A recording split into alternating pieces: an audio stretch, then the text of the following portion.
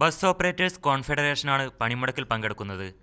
All Kerala bus operators forum, all Kerala bus operators association, ചെറുകിട bus operators association, Kannur Thrissur bus association എന്നീ സംഘടനകളും പണിമുടക്കിൽ സഹകരിക്കുന്നുണ്ട്. എന്നാൽ Kerala bus transport association, private bus operators association എന്നീ സംഘടനകൾ സമരത്തിൽ പങ്കെടുക്കുന്നില്ല. സമരത്തിലേർപ്പെടുന്നവർക്ക് നേരെ കർശന നടപടി സ്വീകരിക്കുമെന്ന് മന്ത്രി ആര്യാടൻ മുഹമ്മദ് കൊച്ചിയിൽ പറഞ്ഞു. ഇത് ജനങ്ങൾക്കെതിരായ ഒരു സമരം എന്നേ ഞാൻ പറയുന്നുള്ളൂ.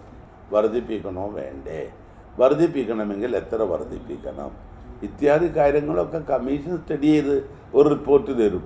അതിൻ്റെ അടിസ്ഥാനത്തിൽ ഞങ്ങൾ ക്യാബിനറ്റ് കൂടി ആലോചിക്കും, എന്നിട്ടേ ചെയ്യാൻ കഴിയുള്ളൂ. വടക്കൻ കേരളത്തിൽ ഭൂരിഭാഗം ബസ്സുകളും പണിമുടക്കിയതിനാൽ ജനജീവിതത്തെ ഭാഗികമായി ബാധിച്ചു. കോഴിക്കോട് നിന്ന് കണ്ണൂരിലേക്ക് ചുരുക്കം ബസ്സുകൾ മാത്രമാണ് സർവീസ് നടത്തുന്നത്. മധ്യ കേരളത്തിൽ പണിമുടക്ക് ഭാഗികമാണ്. സ്വകാര്യ ബസ്സുകളെ കൂടുതലായി ആശ്രയിക്കുന്ന കൊച്ചിയിൽ പണിമുടക്ക് ജനജീവിതത്തെ ബാധിച്ചു.